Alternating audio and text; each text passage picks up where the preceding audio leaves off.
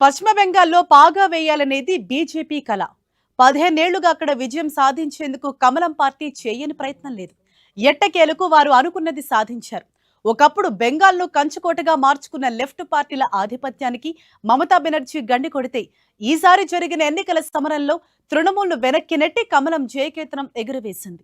బెంగాల్లో బీజేపీ విజయం నల్లేరుపై నడకలా సాగింది కాదు.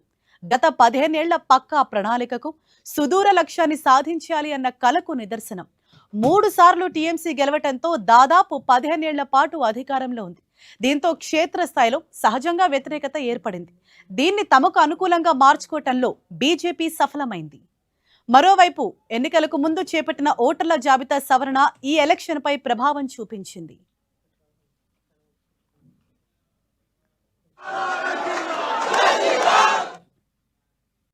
కేరళంలో కేసీ వేణుగోపాల్ మాట్లాడుతున్నారు. లైవ్ ద్వారా చూద్దాం.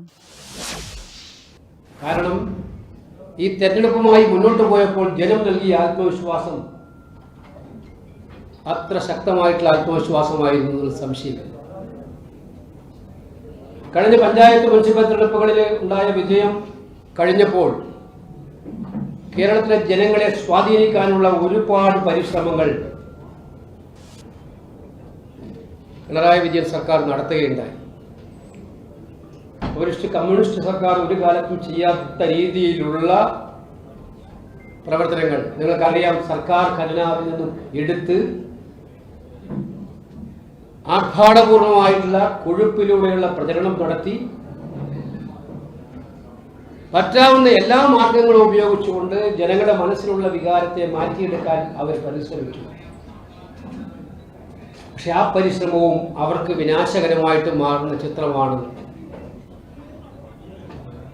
ഈ തെരഞ്ഞെടുപ്പ് കാണിക്കുന്നത്. നമുക്കറിയാം, കോൺഗ്രസിനകത്ത് നിന്നും ചില സുപ്രധാനമായ തീരുമാനങ്ങൾ ഈ തെരഞ്ഞെടുപ്പുമായി ബന്ധപ്പെട്ട് ഞങ്ങൾ എടുക്കാൻ വന്നപ്പോൾ ആ തീരുമാനം ശരിയാകുമോ എന്നുള്ള ചോദ്യം എല്ലാ ഭാഗത്തും ഉയർന്നിരുന്നു. ഒന്നാമത് CPM-ന്റെ അഹങ്കാര രാഷ്ട്രീയത്തിനും ധിക്കാര രാഷ്ട്രീയത്തിനും സ്വജനപക്ഷപാതത്തിനും അഴിമതിക്കുമെതിരായിട്ട് പാർട്ടിക്കകത്തു നിന്ന് ഉയർന്നു വന്ന ശബ്ദങ്ങൾ അവർ ഗത്യന്തരമില്ലാതെ പുറത്തേക്ക് വരാൻ തീരുമാനിച്ചപ്പോൾ അതിനെ ഏറ്റെടുക്കണമോ എന്നുള്ള ചോദ്യം മാധ്യമങ്ങളിൽ പലപ്പോഴും ചർച്ചയായിട്ടുള്ളതാണ്. ഷാ എടുത്ത തീരുമാനം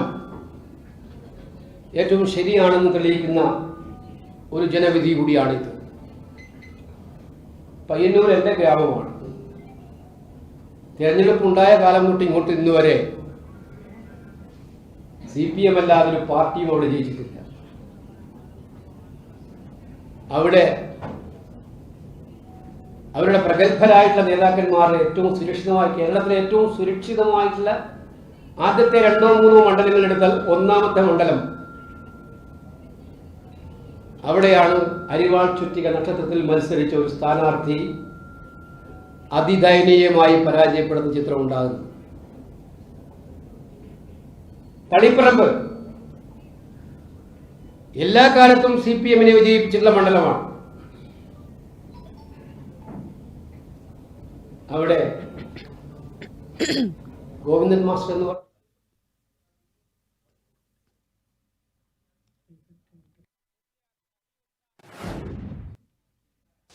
ఎర్ర జెండా ఆశలన్నీ అడియాసలయ్యాయి. వామపక్షాల ఏకైక రాజకీయ చిరునామాగా ఉన్న ఏకైక రాష్ట్రం కేరళం కూడా చేజారింది. దశాబ్ద కాలంగా విజయన్ సారథ్యంలో కొనసాగుతున్న LDF పాలనకు కేరళం ఓటర్లు చరమగీతం పాడారు.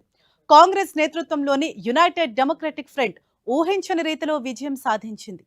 అధికార కూటమి కనీసం పోటీ కూడా ఇవ్వలేక కుదేలైంది. కేరళంలో మొత్తం 140 స్థానాలు ఉండగా తిరుగులేని విజయాన్ని అందుకుంది. UDF విజయానికి ప్రధానంగా 3 కారణాలు కనిపిస్తున్నాయి. ఇందులో పినరయ్ విజయన్పై అవినీతి ఆరోపణలు ప్రధానం కాగా, దక్షిణాదిలో కాంగ్రెస్ కు పెరుగుతున్న ఆదరణ, మైనారిటీ ఓట్ల ఏకీకరణ మరో 2 కారణాలుగా ఉన్నాయి. రెండో టర్మ్ అధికారంలోకి వచ్చినప్పటి నుంచి పినరయ్ విజయన్పై అవినీతి ఆరోపణలు వెల్లువెత్తాయి. ఇటీవలి కాలంలో అవి మరింతగా పెరిగాయి. బంగారం స్మగ్లింగ్ కేసులో పినరయ్ విజయన్ కుటుంబ సభ్యులపై ఆరోపణలు రావటం సంచలనంగా మారింది.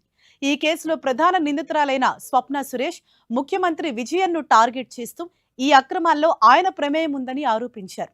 దీంతో పాటు విజయన్ కుమార్తె వీణా విజయన్కు చెందిన ఎక్సాలోజిక్ సొల్యూషన్ సంస్థ Cochin minerals and rutile limited నుంచి 2,73,00,000 అందుకుంది. దానికి బదులుగా ఎలాంటి ఐటీ సేవలు అందించలేదని ఆరోపణలు ఉన్నాయి. దీనిపై సీరియస్ ఫ్రాడ్ ఇన్వెస్టిగేషన్ ఆఫీస్ విచారణకు కర్ణాటక హైకోర్టు అనుమతించడం విజయన్ ప్రభుత్వానికి షాక్ ఇచ్చింది. మరోవైపు శబరిమల ఆలయంలో బంగారం తాపటం గోల్మాల్ కూడా విజయన్ ప్రభుత్వంపై అసంతృప్తికి కారణమైంది. పినరై విజయన్పై ఉన్న వ్యతిరేకత యూడీఎఫ్ కు ఎంత కలిసొచ్చిందో కాంగ్రెస్ కు దక్షిణాదిన పెరుగుతున్న ఆదరణ అంతే కారణమైంది. ముఖ్యంగా రాహుల్ గాంధీ కేరళంలోని వైనాడ్ నుంచి కొంతకాలం ప్రాతినిధ్యం వహించడం, ఇప్పుడు ప్రియాంక గాంధీ అక్కడ ఎంపీగా కొనసాగుతుండడం కాంగ్రెస్ లో జోష్ నింపింది. దానికి తోడు కేసీ వేణుగోపాల్, శశి థరూర్ లాంటి నాయకులు కూడా అక్కడి నుంచి జాతీయ కాంగ్రెస్ లో కీలకంగా ఉండటం కూడా కాంగ్రెస్ బలాన్ని పెంచినట్లుగా అర్థమవుతోంది. రాహుల్ వైనాడ్ ఎంపీగా గెలిచినప్పటి నుంచి తరచూ అక్కడికి వెళ్లి స్థానికులతో మమేకమయ్యారు. ఇప్పుడు ప్రియాంక గాంధీ కూడా తనదైన శైలిలో కేరళం వాసులకు దగ్గరయ్యారు. ఇది ఖచ్చితంగా కాంగ్రెస్ బలాన్ని పెంచింది. ఇటు దక్షిణాది రాష్ట్రాల్లో కాంగ్రెస్ బాగా పుంజుకుంది. ఇప్పటికే కర్ణాటక, తెలంగాణలో అధికారంలో ఉండగా కేరళంలోనూ 3 రంగుల జెండా ఎగిరింది. కర్ణాటక, తెలంగాణలో అమలవుతున్న పథకాలు కూడా కేరళం వాసుల్ని ఆకర్షించినట్లుగా అర్థమవుతోంది.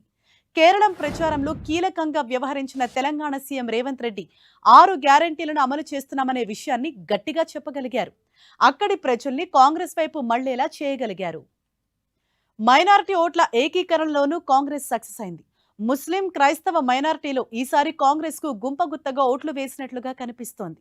కామ్రేడ్స్ ని కాదని కాంగ్రెస్ కి జై కొట్టినట్లుగా ఓటింగ్ పర్సెంటేజ్ చూస్తేనే అర్థమవుతోంది.